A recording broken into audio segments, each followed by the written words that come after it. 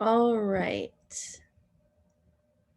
As folks enter, could somebody just let me know you can hear me for sure?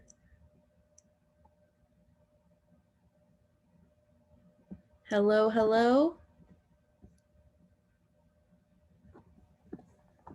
If you guys will give me just 1 second, I usually do these from my office where I have a printer, but today I'm doing it from home, so I just need to move my questions over to somewhere where I can read them while recording this meeting.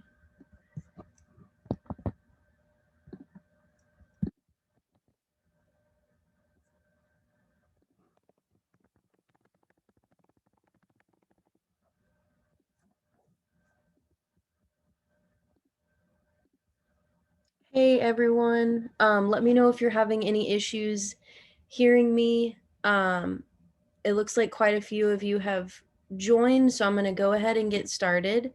Make sure and open your chat room, because if you have any questions that come up as I'm chatting, please feel free to post them there. There's a way for you to send it just to me or a way to post it to everybody. All right, let's get started. Got one more person to let in. And let me pull my notes up here. So one of the questions that I'm going to answer first was a general question. The question specifically was, this is a hugely open-ended question, but do you have any insight regarding canine care and diet? And we did talk a little bit about it in that Discord chat thread. And I know Ramblin' Farmers answered a little bit. I think they do more of a raw type diet with their dogs. We do not do that. So I'll give you my insight and opinion on animal diets and in general insight regarding canine care. But to me, this is largely different depending on the breed. And so that said, we have a red heeler and we have a pit bull mix. And to me, both of those dogs have been domesticated for so long now that they've naturally adapted. And I think that if you are interested in feeding your dog a raw diet, then you really need to be sure to gently transition into that. Now, occasionally we will buy beef heart and other beef items from the people that we get our grass-fed beef from locally. Just like cheap cuts of meat, organ meat, etc., things that people don't want. And we will cook that and mix it with rice, which I typically only do this when one of the dogs is sick. If they ate something that didn't sit well with their stomach and they're vomiting a lot, rice and broth is my go-to for them. And so typically what I'll do is cook up either broth or some meat that I've got on hand, or if we happen to have some of that organ meat in the fridge or the freezer, I'll cook some of that up with some rice, pour some broth in it. Maybe I'll add some herbal tea, which we'll get to in a second. And then I mix that together and I'll give them a scoop of that with their normal food. But I think that just like humans, it can be shocking to the system to go from a really crappy diet to a raw juice cleanse. We need a little bit of a transition. And for example, if humans are switching to a raw food diet or a vegan diet, they often have to find a way to get certain vitamins and minerals that they would be getting from meat products through either supplements or really upping an intake of a certain food or protein powder or whatnot. And so that's how I feel about our animals too. For example, when we got goats and chickens, I wanted to make our own food for them by mixing grain. And essentially, what you do is you look at a chart that shows you the ratios that you need or that they need. For example, they need a certain amount of protein, a certain amount of different vitamins, a certain amount of, A, B, C, D, E, F, G. And so your goal with mixing their food is to make sure that you're hitting that percentage with whatever ingredients that you're using. So in my opinion, that's more the way we should think about it.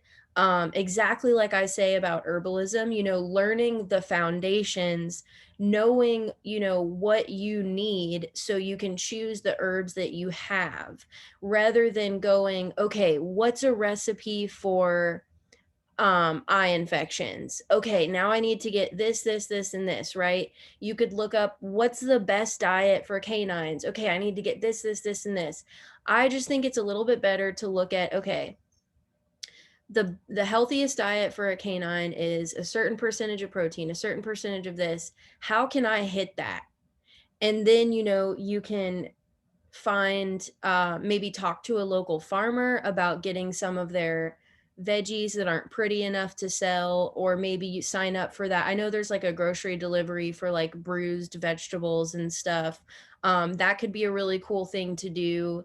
Getting, again, like I mentioned, going to the farmer's market, talking to a meat processor about potentially getting some of their less popular organ meats. But what we do more than anything is we feed them normal, good, healthy dog food.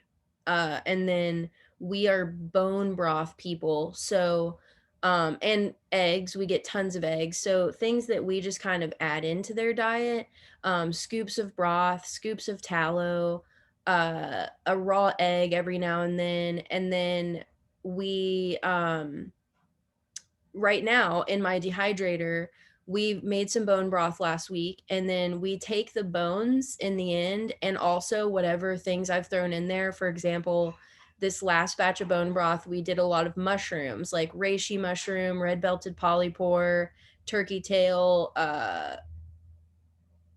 what's it called? Witch's butter, wood's ear. Nettle, oregano. So when we strain all that stuff out of our broth, we put all of that in the dehydrator and we give that to the dogs. We give them the bones to chew on, and then like all that like mushroom, nettle, oregano stuff, we dehydrate it and we like break it off into little chunks and feed it to them. So we don't like make our dog food by any means, but we do make sure that they're getting what they need.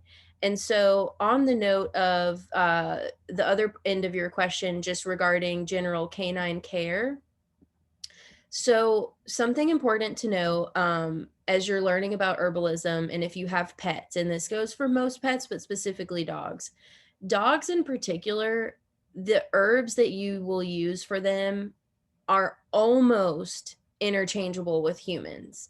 And so my general rule of thumb for people is, when you're thinking of, if your dog has a bladder infection, a kidney infection, an eye infection, think about, let your herbal brain think about what you would use for you or a friend. And then just double check online real quick. Is this herb safe for dogs? Is this herb safe for dogs? And typically you'll find your answer pretty quickly. That's what I do. And of course, now over time, we've kind of come up with some of our go-to recipes for certain things. We give our goats herbs, our chickens herbs, our dogs herbs. And that's another thing. You can literally sprinkle your herbs straight on the dog food. If your dog's not into that, you can make a strong infusion like you would make for yourself, and you can either pour it on their food or in their water. If they're really picky and they're not into that, you could do a little syringe. You don't have to stick it down their throat or anything. You can just literally spray it right in their mouth. And if they're really, really picky and you don't think they'd be down with that, you can also give dogs tinctures. You can, again, sprinkle it like on a treat, or stick it straight in their mouth. And my, again, general rule of thumb is, if your dog is under 50 pounds, give them a fourth a cup to a half a cup of an herbal infusion and 5 to 10 drops of a tincture. So if your dog is on the really small end of under 50 pounds, you know, a fourth a cup, maybe 5 drops. If it's closer to 50 pounds, a half a cup, 10 drops. So I hope that's helpful. You can really treat them herbally the same way that you would with us. So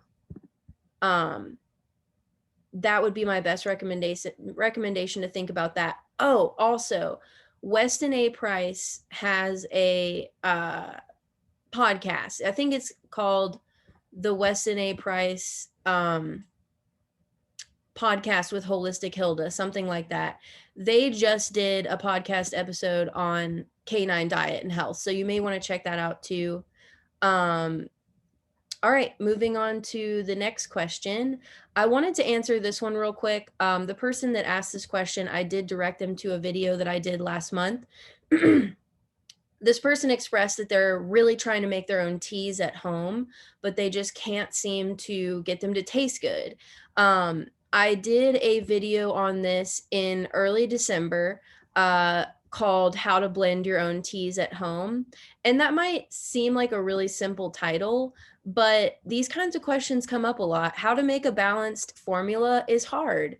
It's definitely a lot easier once you've learned more about energetics. Something that I would look up is the flavor wheel. I can't remember which herbalist published this, but it's really helpful for people who just are coming into herbalism. They're not super well versed in energetics and flavor components and what they do to the nervous system. So that's called the flavor wheel, and that'll go over like sweet, bitter, sour, astringent, tangy, etc., and kind of helps you look at how to mix all those together. But check out that video I made last month. I will say, if you are wanting a really mineral rich infusion, for example, nettle, alfalfa, oat straw, horsetail, those herbs are fantastic for an infusion, but they don't taste great. And I know some people get used to it. I don't want to get used to that flavor. I think it's just too minerally for me. It kind of like coats my mouth in a chalky way. But I love the way they make me feel. So what I'll do if I'm making a not so tasty infusion, but I still want those herbs, I like to use spices like fennel, anise. Those are some of my go-tos. I feel like if you add fennel, anise, licorice, or mint, lemongrass, lemon balm, lemon verbena, any of those really tasty, flavorful herbs, it really helps. If you're using anise or fennel seed, you really only need like a teaspoon to like a quart of your herbs. However, if you're using fluffy herbs like lemon balm or lemon verbena, hibiscus, rose, etc., you might want to make those flavorful herbs closer to 1/3 of your blend of tea to get that flavor component in there, to make it a little more palatable. I love using spices too. Our Mountain Mama and our She Warrior tea both have ginger and cinnamon. Our Rest in Peace tea has like a little bit of nutmeg. Our Brain Fog tea has a combination of licorice and lemongrass that makes that one really tasty. So I think really if you're just like looking at what medicinal properties you want and you're creating a tea that way, it's probably not going to come out tasting great. So think about what you want medicinally, but then also think about, okay, now what can I add to make this taste good? And taste it along the way. And go from there. You know, it's all about experimentation. Don't make a giant batch and then taste it. Make a little small batch, and you can always make it taste better. So, you know, just play around with some of those more flavorful herbs. I will say there are some ingredients that are just insanely strong. Like I don't like drinking straight rhodiola or dong quai or what's another one? Rhodiola, dong quai, damiana is not very flavorful or palatable. Eleuthero root. Some of those are just so strong. So yeah, I hope that helps. Let's see. So we got a few questions about eyes. Someone asked about eye health. Specifically, their dog has an eye infection. They are interested in supporting eye wellness. And then we also had another question that we'll get to, but some of these answers are similar. somebody has a bag, a single bag under one eye. So I'm going to just kind of go over like the more general parts of this, and then I'll get a little more specific with some of it. For starters, Ramblin' Farmers asked why Eyebrite and Euphrasia are interchangeable. Euphrasia is a type of Eyebrite. So that's like the plant family. Euphrasia is just the most commonly used one. I actually don't use it because it's not common to me. So there's like a lot of, again, we want to look at what herbal actions we're looking for and then choose the herb rather than going, okay, what's a good herb for eyes? Euphrasia. Okay, how do I get my hands on Euphrasia? No, why is Euphrasia good for eyes? It's soothing, it's cooling, it's anti-inflammatory, it's antioxidant, and we can get those things from a lot of other herbs. So that said, my favorite herbs topically for eye health is going to be arnica for both the darkness and anti-inflammatory. Chamomile is a really gentle anti-inflammatory. Goldenrod is anti-inflammatory and astringent, which is really good. The bags under your eyes is often burst blood vessels or enlarged blood vessels. So having astringent herbs is going to be really good on there. Plantain is, of course, just always great. Yarrow, very antimicrobial. Calendula, very soothing, anti-inflammatory, and chickweed, very cooling and soothing. So those would be my choices because those are herbs that I always have readily available. And so, yeah, those are just going to be some other really great options for you. And if we have an eye infection, so this person was asking about eye infection on a dog. If we have an eye infection in our family, the first thing that we do is plain old salt water. And it's really helpful to have one of those little eye cups. You can get plastic ones. You can also get ceramic ones. You can use a little shot glass type thing if that's all you've got on hand, or a spoon. But it's really helpful if you're prone to eye stuff to get one of those that are more eye shaped. And so we will reach for salt water first, and that usually helps a ton with irritation and inflammation, redness, puffiness, etc. Let's see, where am I here?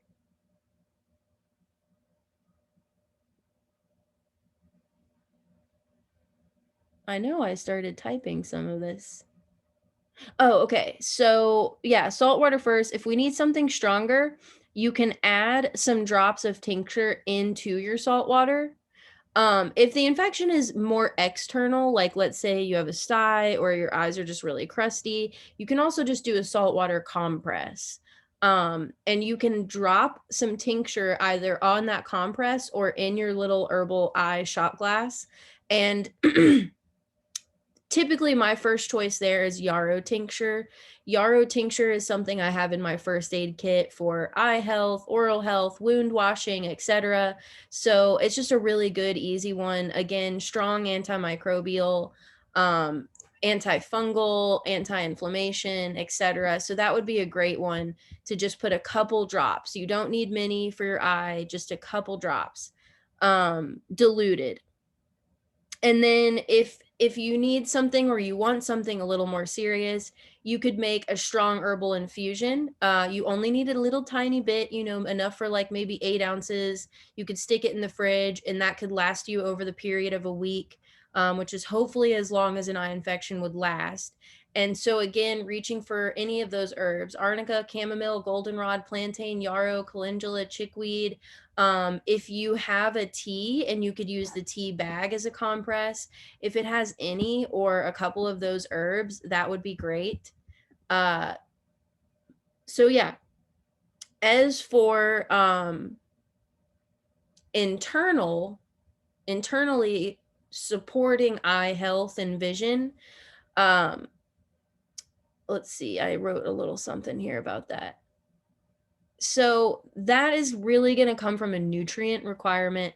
This is where I'm kind of getting into the bag under the eye and bags under the eyes. The eyes, liver, and skin share similar nutrition requirements. They're all most prone to damage from inflammation. Uh, Most issues are caused from oxidative damage due to inflammation, toxic buildup, and decreased circulation. So, when working towards general eye health, you really want to think about the blood, cleansing the blood, purifying the blood, building the blood. So, think about your blood building and cleansing herbs, increasing circulation, decreasing inflammation. And then as far as diet, I'm sure we've all heard about like blueberries, bilberries, and carrots. Well, the same thing that those blueberries and bilberries have are found in most like very minerally leafy greens like kale, collards, nettles, etc. Beets, molasses, really mineral, iron rich foods are going to be great for eye health. Great for oxygenating the blood and helping with that oxidative damage. Also, some mineral rich herbs you could add into infusions. I don't want to say just do infusions. That's why I mentioned the food too.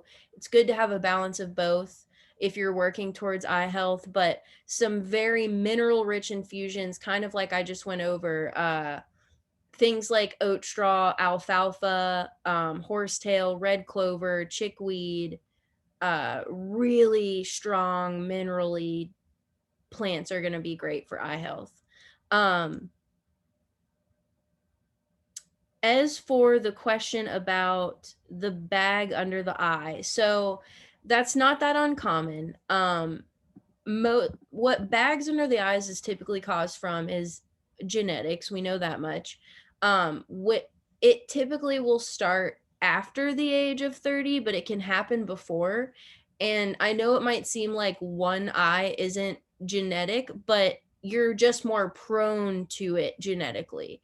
So, what typically is causing it, other than that, if that's not the case with you, you mentioned sinuses and allergies. Definitely. That's definitely a huge factor. Hold on, let me grab my notes again. So, not only allergies, but asthma. Augustine is 9. He has both allergies and asthma. And when his allergies and therefore his asthma are irritated, he gets puffy, dark circles around his eyes, and he's 9. So that can definitely be a cause. And that's a histamine response that causes the blood vessels to dilate, just making them more visible. That's why they appear kind of red and purple. So if that's the case for you, finding out what's triggering that allergy, whether it's or not pine, whether it's pollen, dander, mold, dust, grass, etc. Household cleaners, just kind of thinking like what's the common denominator when you get this singular bag or bags under your eyes. Also look really closely at the what is this called? At the septum area, to see if you have swelling of the sinuses. You can also press here and kind of tell if you feel like your sinuses are swollen. If that's the case, some of those same circulatory anti-inflammatory herbs that we talked about for eye health and eye infections would be wonderful for that. But another thing that I wanted to mention, and I actually have started working on a little video for this for you guys because I love Gwasa very much, is using a Gwasa under the eyes. So Gwasa is like specific to, we hear about it most commonly used to move lymph fluid. And of course there is lymph fluid is very concentrated behind the face. So there is some lymphatic movement going on here as well. But Gwasa is also good for increasing blood flow. After you Gwasa your whole face, it's really red because all that blood has rushed to your face. So that this is going to be a good thing for just kind of helping to move and redistribute that fluid under the eyes. Hopefully help those concentrated blood vessels to kind of break up a bit. So if you can get your hands on a stone, they're great because they just have these really nice angles for kind of getting like right where you need them to. Also really nice for relieving sinus pressure around the nose. If you can't get your hands on one, honestly, I used like a polished stone forever, like a crystal from a crystal store that was flat and polished, and that was fine. If you happen to have anything like that on hand, that could be really great. I don't know if you guys have heard of the age-old trick of using a hairbrush to get rid of hickeys faster and bruises, but it's the same idea, right? Like with hickeys and bruises, you have that concentration of those blood vessels and the stimulation of the ends of a hairbrush, similar to dry brushing and gua sha, is to redistribute, get the blood flowing, increase circulation, and that really helps get rid of bruises and naturally hickeys faster as well. So that could be a really good thing to use under that eye.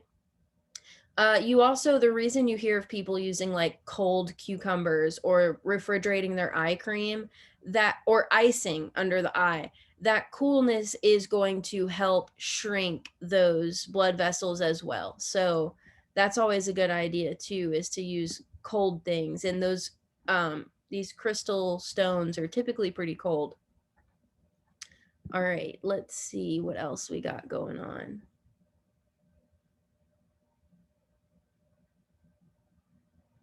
The next question was about burns. Interested if anyone has ideas for herbal preparations for burns, specifically second-degree burns that have blistered. I was given a cream by my doctor, but I'm interested in any natural ways to help healing and prevent scarring. I know calendula is really good for skin and scarring, but I don't want to put oil on a fresh burn. So I just wanted to say you actually can put straight calendula oil on a fresh burn. It's a great thing to put on a fresh burn. So don't be afraid to do that. When I think of burn, like helping to heal a burn from start to finish, the first thing that I think of is getting antimicrobial herbs on there to prevent infection. A lot of antimicrobial herbs are also anti-inflammatory, so that's just going to help keep inflammation down as well. Then we move into our more like cooling, soothing, moisturizing, anti-scarring type herbs.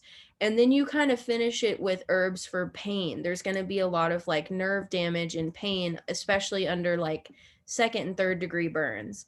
So some examples of antimicrobial herbs, yarrow, thyme, oregano, monarda, echinacea. Those are all things you could use immediately. We have our wound wash spray is full of antimicrobial herbs in witch hazel. This would be a really great idea for folks interested in making that at home. You're just literally going to take your antimicrobial herbs, stick it in some witch hazel, strain it out.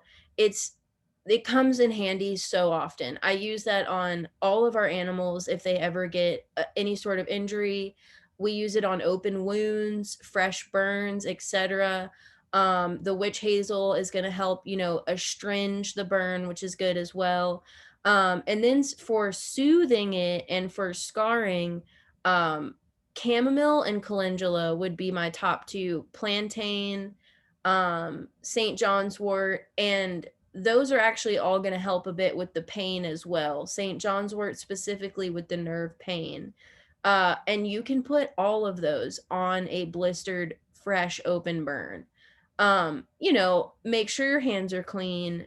Make sure the oil that they're infused into has been properly handled and is also clean.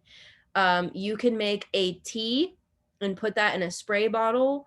You can use your witch hazel. All of those are going to be great things. As far as post care treatment of burns, I specifically like to use tallow as a base for burn healing. It soaks right into the skin. It's going to take those herbs deeper underneath the skin.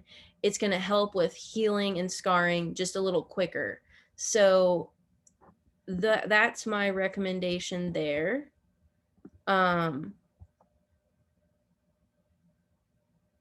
Let's see. The next question, could you explain energetics? I understand that certain herbs have certain energetic properties, but I'm struggling with how to tell what energetics a person has.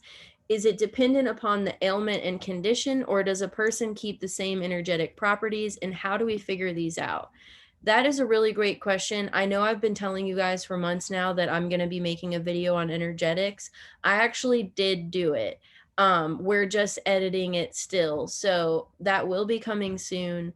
That definitely goes a lot more into this question, but to go over it briefly, the way I teach about energetics is that plants have energetics and humans have energetics. And the word energetics describes patterns of energy. So you're just going to want to observe patterns of energy. And so, an example, the simplest example is in the dead of summer when it's hot as hell, you're sweaty, you're uncomfortable, you're outside gardening, the last thing you want is like soup, stew, hot tea. No, you want ice cold, astringent herbs like lemonade, really moisturizing, cooling things like watermelon and popsicles. That right there is energetics. Your body is hot, it wants cool things to cool it off. And just like the opposite, in winter, we're drinking fire cider that's got like horseradish and peppers and ginger and all these things that really warm you up from the inside out because you're cold. And then we eat a lot more like soups and stews and hot drinks and whatnot. So that is energetics. And now you asked a great question, which is it determined by the ailment or the person? Definitely both. For example, in Ayurveda, they believe that all people have certain overall energetic constitutions, and they've narrowed that down to the three doshas: vata, pitta, and kapha. And if this interests you at all, I would definitely look into Ayurveda because it's very interesting. In Chinese, we've got yin and yang, which is that opposite of hot and cold. With the Greek, we have what is it? Galen reduced energetics to wet and dry, cool, hot, wet, and dry. And then Michael Moore, who is in my opinion, like the grandfather of explaining energetics, he didn't discover it by any means. He breaks it down into hot, cold, wet, dry, damp.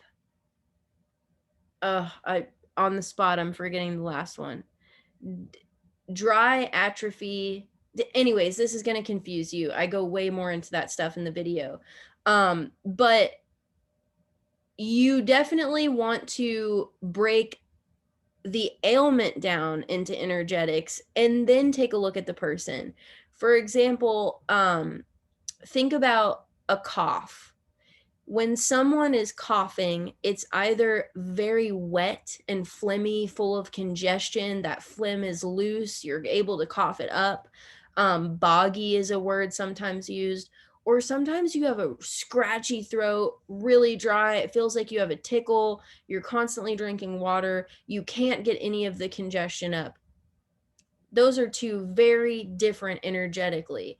We've got our wet, moist, cool cough, and then we've got like our dry, scratchy, hot, irritated throat cough situation over here. And so the idea of energetics is that to balance that out, you need the opposite. So for the wet, boggy, moist cough, we want more we want drying herbs to kind of dry that up.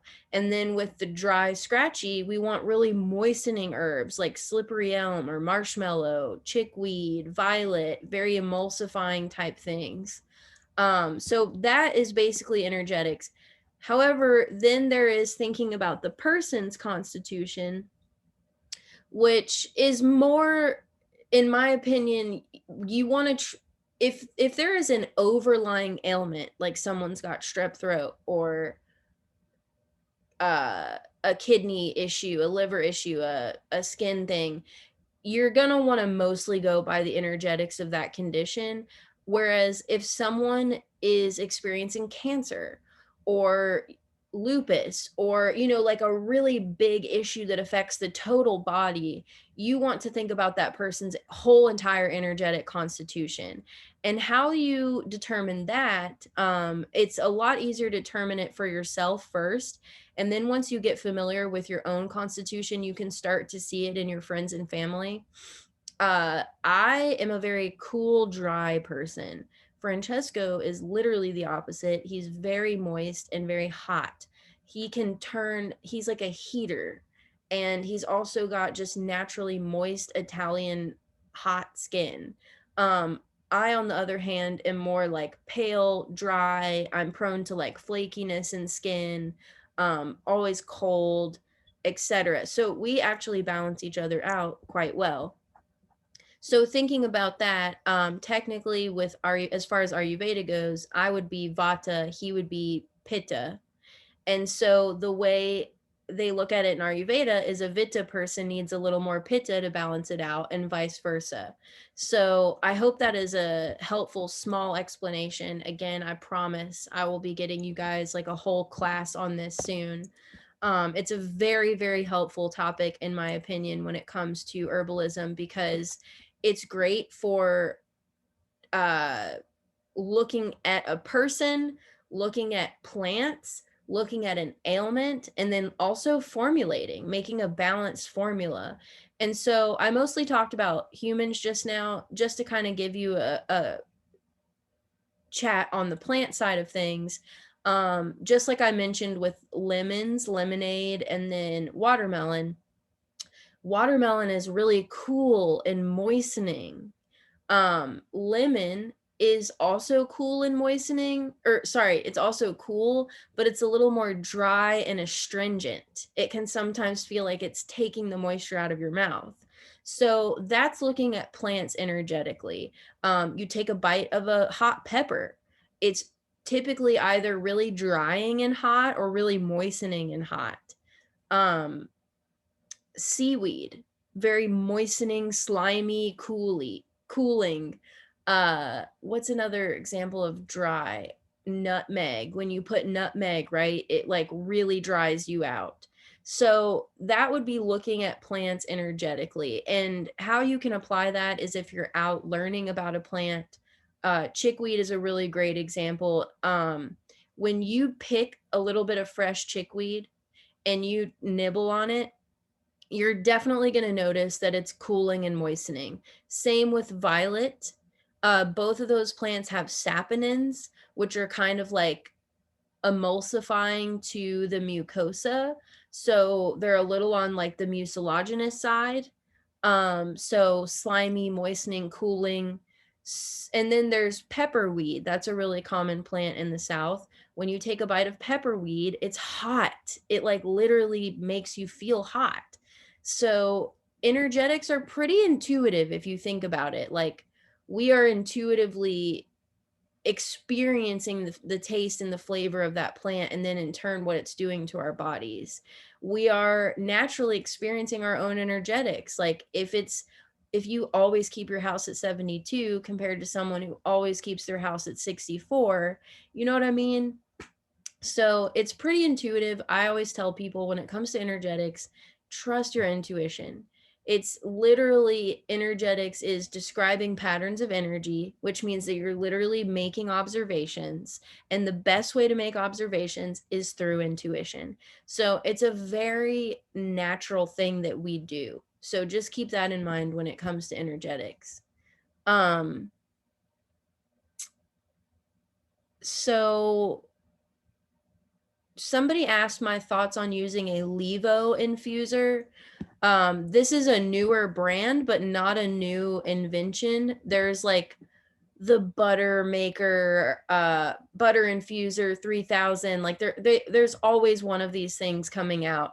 I think if you have the money and you're making just small infusions for yourself at home and you're the kind of person that really enjoys convenience, by all means grab one. But in my humble opinion, I think that they are a very expensive crock pot. I do the same thing that those do with a crock pot and an Excalibur dehydrator, and I can dehydrate 10 times as many herbs with my Excalibur than you can in that tiny little thing. And I can infuse 10 times as much herbs in a large crock pot than you can in that thing. However, again, if you're making just pint-sized jars for you and your family and friends, and you don't need big equipment, then that's great because you can dehydrate stuff in it. You can infuse stuff in it. You can make tea in it. I mean, it's very convenient. Like you could get up in the morning, put your herbs in, pour your water over it, and have a really strong infusion when you get home from work. You could put your herbs in, put your vodka in, have a really strong, alcohol infusion after work. Put your herbs in, put your oil in, have a strong oil infusion after work. I mean, it does what it's supposed to do. I think they're fine. I don't have $250 to spend on something that only gives me like a pint-sized jar. You know what I mean? Um, that said, Excaliburs are expensive. Crock pots aren't. They're usually like 25 bucks. And you can also dehydrate things on a $10 rack as opposed to an Excalibur. But to me, it just depends what scale are you doing things, how valuable is convenience. I know that for some people, like let's say you have a high paying career and you don't want to leave that career to like let herbalism take over your life. Convenience is probably more valuable to you than the average person. So I say go for it in that case. Let's see. I had someone ask if I had gone over how to process aloe vera gel and can you keep it from oxidizing without an artificial preservative. So I use citric acid for my aloe vera gel. It does still turn pink, which doesn't really bother me. It's just a part of that oxidization. I love citric acid. Citric acid works as a preservative in many situations. You can use it in your herbal infusions to keep them fresh for a whole week, just a little bit longer than usual. And that's what I use for my aloe vera gel. You can freeze it if you don't want to use anything like that. And that way you can just thaw it as soon as you need it. Also, if you're like sunburned or you have a burn and you're using aloe vera, the temperature of your skin is going to melt that frozen aloe vera really quickly. So I think it just depends what you're using it for. Also, if you're scraping aloe out and putting it straight into a recipe, it's probably not going to oxidize because you're putting it straight in those other ingredients. So that could be another way to kind of prevent that from happening if what you're after is color. But if you're just wanting to make pure aloe vera gel, I would add citric acid and keep it in the fridge.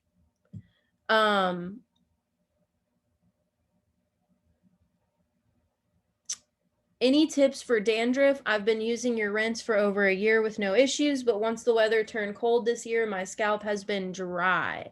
So me too. I've actually been using my rinse for almost 4 years now. And this is the first year that my scalp has gotten flaky. But what I noticed on mine is it's not just my scalp, it starts like right here. And I've got little tiny flakes of dry skin, and it's really just this ring around my face of hair. So what I've been doing is I've been adding oil. I used to be terrified of adding oil and anything oily to my hair or scalp because it used to just make me look like a wet dog. And that's not the case anymore. I've learned recently that I can put oil on my hair without that happening. So that might not be the case for everybody. I know it's probably not. I've been actually using our whipped tallow body butter at night, and I just kind of like massage it right on the edge of my hairline, and I might take a little bit into that hairline with my fingers.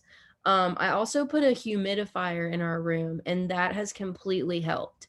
And I posted a video about this on TikTok and Instagram a couple weeks ago, but I make herbal infusions for our humidifier, which is really nice. Um, so if you just have mild dandruff, like I was explaining that I do, that would be my recommendation, is just kind of putting some sort of moisturizing something there. If you are prone to really greasy hair, then what you should do is still oil your hair, just maybe do it and then take a shower. Um, I love using our Isis Goddess Locks hair serum as an oil treatment just on my scalp. I rub it all over my scalp, and I'll either sleep on it with one of those microfiber towel things on my head and then wash it out in the morning, or put it on a couple hours, or however long you have before you shower. And of course, there's tons of options for that. You can get a hair mask, you can make a hair mask, mayonnaise, eggs, pure olive oil, anything moisturizing is going to really help. If you're using our hair rinse and you have been for that long, you're probably not experiencing dandruff from an imbalance in pH and sebum production. It's probably just that it's dry as hell out because it's winter.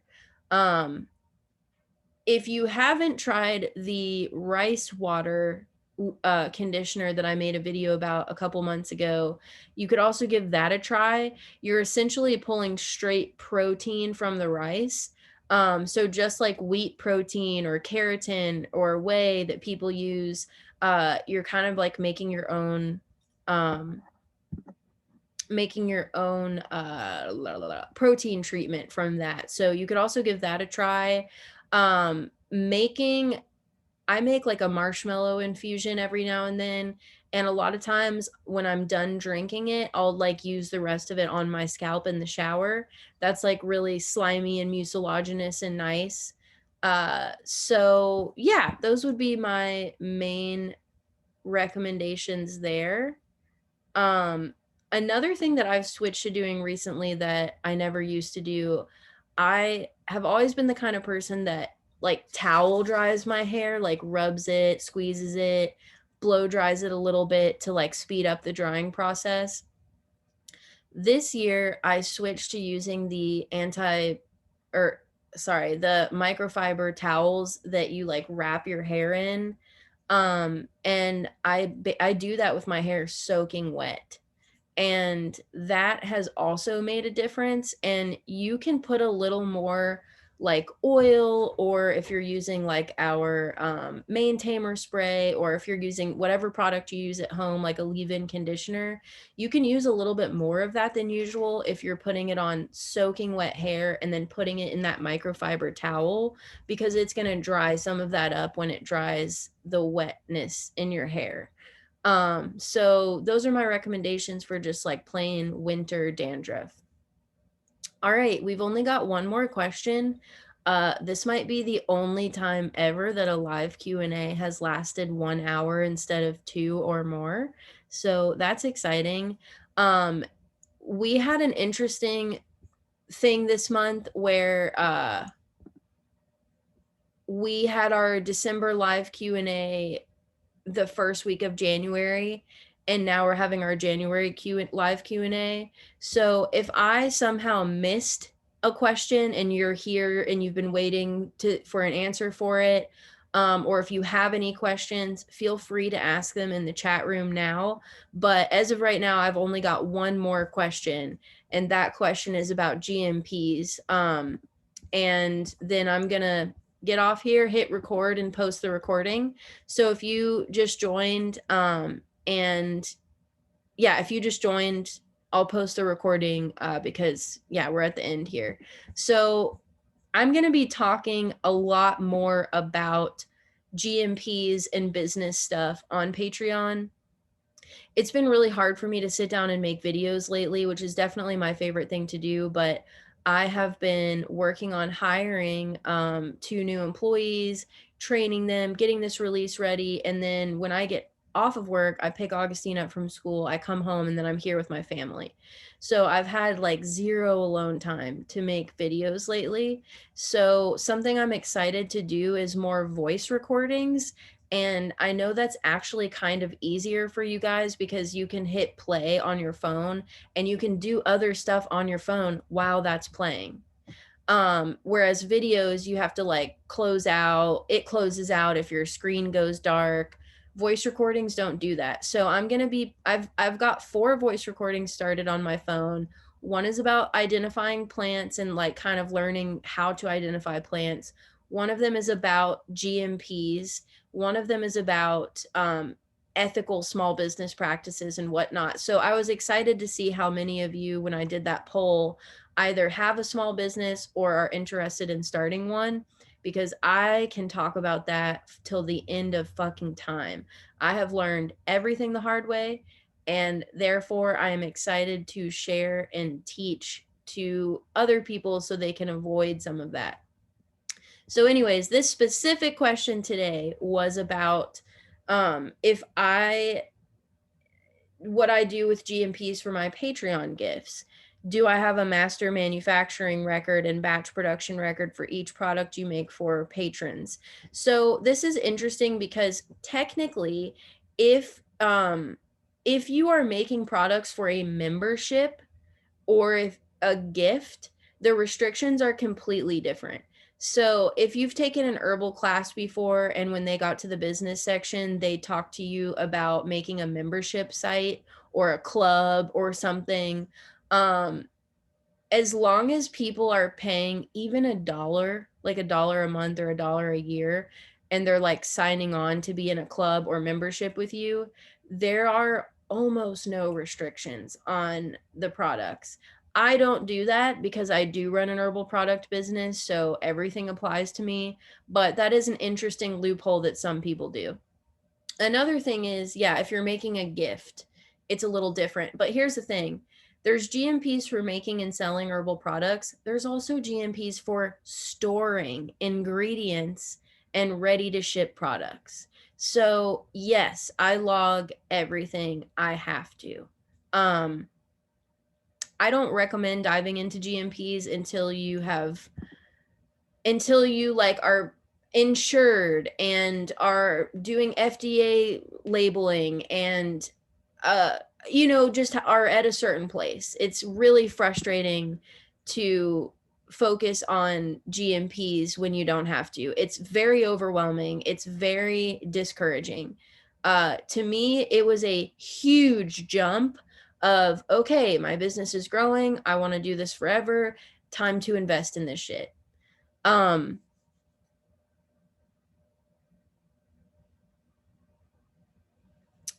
I just got a quick message, but let me finish. I'll finish answering this real quick. So I am required to log absolutely everything. And so to answer your question shortly, yes, I do log every recipe that I make for patrons. It's actually nice because if I end up wanting to turn it into a staple item like I did with our toner, the stomach mint tea, the oil, stuff like that, I can go back and look at that and remake it a lot more easily.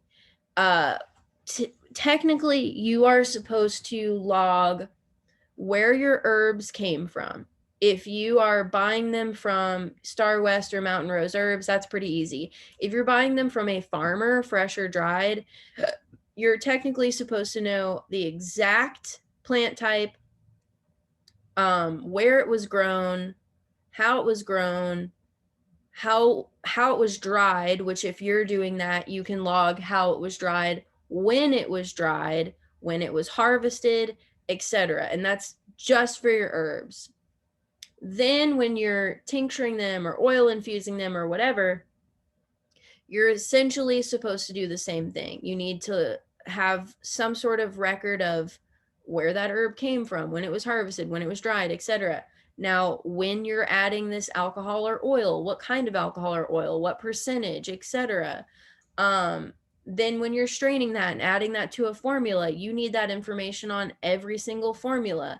If you are heating or cooling anything, you need a temperature log, you need a pH log, etc. So yeah, you're supposed to log absolutely everything. The weight of herbs to menstruum, absolutely everything. Okay, I got a question about using the Folk method for tinctures and infusions, and therefore they struggle with dosing. Dosing is pretty much going to be the same whether you're using the Folk method, whether you're using fresh or dried herbs, whether you're using heat, etc. The method that you're using is how you're getting to the same outcome.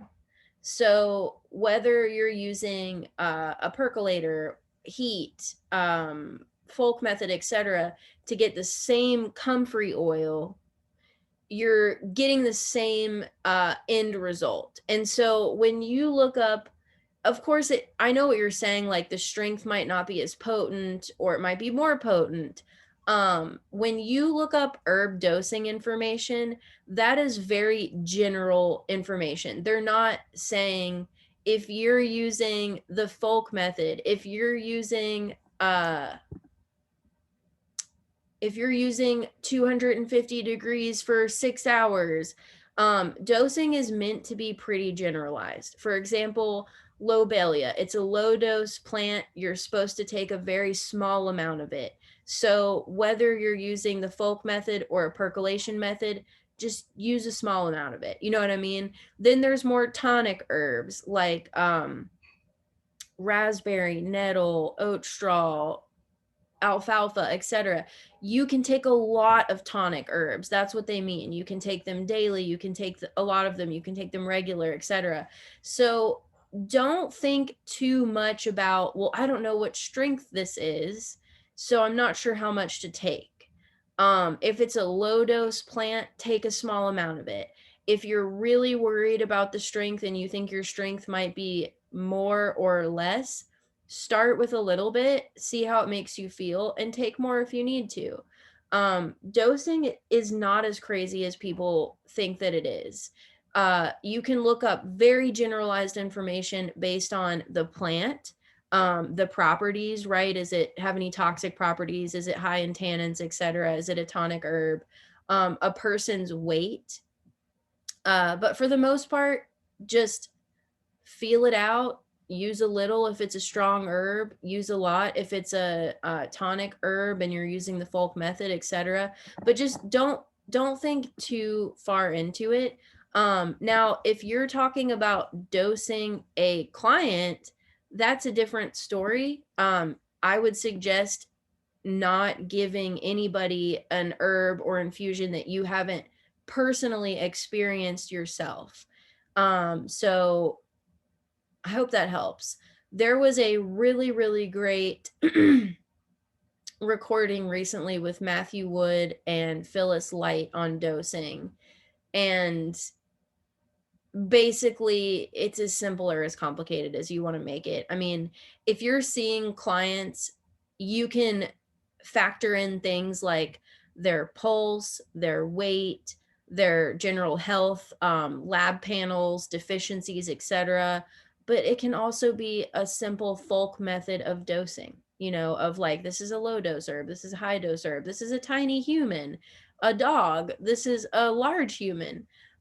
So hopefully that helps. All right.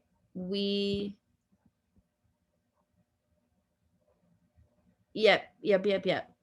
That was a great question. Thank you. Sorry, I was reading another direct message. But yeah, I just always recommend experiencing your own infusions yourself. Something that was like what my herbal practice was based in was that I was making things for myself, Francesco, Augustine, my mom, friends, neighbors. That's what I started with. And so I was like really careful. Tried everything myself. I experimented on myself for many, many, many years, and willing people before I started, okay, this is a trusted formula that has worked for most people, so now I'm going to offer it to the public. You know what I mean? So just take it in strides. All right, that comes to our conclusion. Thank you all for your questions. Thank you for your time. Thank you for being here. I've got some videos, or I've got some stuff coming up, like I mentioned, a conversation about GMPs, um, infusing resins into oil, a few other things. This month, because there aren't a ton of plants out right now that we haven't already talked about. Last month, we talked a little bit about some of these spring plants that are starting to emerge early, like chickweed, cleavers, creeping Charlie, etc. We talked about harvesting roots, which is what we really want to do in the wintertime. So this month, instead of a plant walk, I'm doing a voice recording talking all about how you can identify plants yourself, how you can determine when to use them, how much to use of them, what part to use of them, etc. Just kind of a whole discussion on identifying and harvesting plants, because we are getting to move into these spring months. February, March, April, May, those will be some of the juiciest plant walks of the whole year. So I figured this would be a good time to just really talk about building a good foundation for a plant identification and harvesting practice. So anyways, I'll be posting this recording as soon as it loads on my computer, hopefully tonight, maybe tomorrow morning, and I'll be getting those things out to you guys sometime this week. Thank you very much, and have a great night.